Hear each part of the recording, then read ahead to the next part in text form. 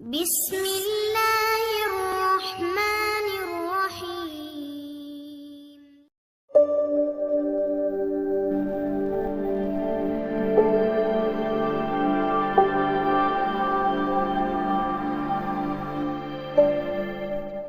السلام عليكم ورحمة الله وبركاته. الحمد لله وحده والصلاة والسلام على من لا نبي بعد. أما بعد، أعوذ بالله من الشيطان الرجيم. بسم الله الرحمن الرحيم. واستعينوا بالصبر والصلاة وإنها لكبيرة إلا للخاشعين. وقال الشاعر: الله يا مرة এই রবি আমার সব, আল্লাহ আমার রব, এই রবি আমার সব।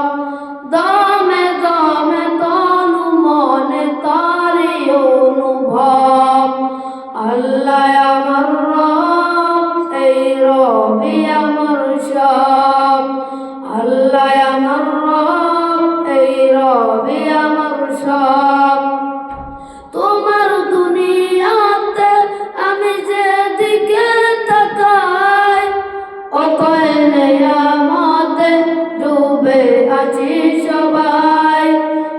পাকালের গানে শুনি তসবিহ কলরব, তসবিহ কলরব, আল্লাহ আমার রব, এই রবি আমার সব। তোমার মদত পেলে আমি আর না কিছু চাই, তোমার প্রেমের অনল আমি কে দিয়ে নেভাই। যার হয়েছ তুমি তার নাই তো কোনো বল, নেই তো কোনো বল।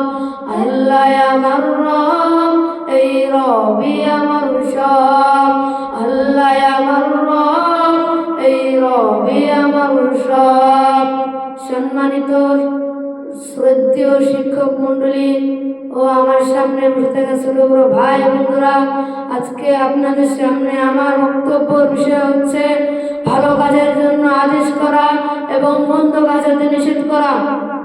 আল্লাহ রাব্বুল আলামিন কুরআনে বলেছেন: ওয়ালতাকুম মিনকুম উম্মাতুন ইয়াদউনা ইলাল খায়রি ওয়া ইয়া'মুরুনা বিল মা'রুফি ওয়া ইয়ানহাউনা আনিল মুনকার উলাইকা হুমুল মুফলিহুন।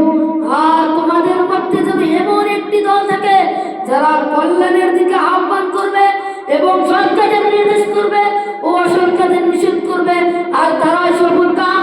একজন মুমিন কখনো খারাপ কর্ম থেকে চুপ হয়ে থাকতে পারে না, সে সেই খারাপ কর্মকে বাধা দেবে।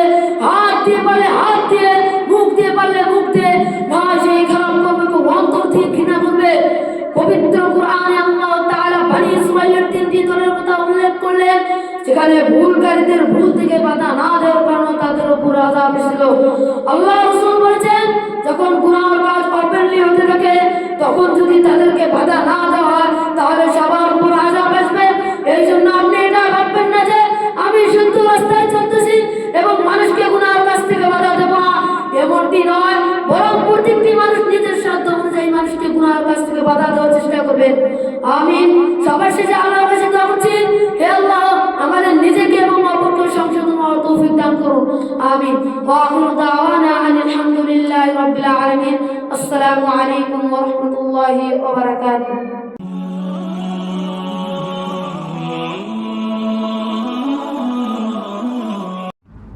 السلام عليكم ورحمة الله وبركاته.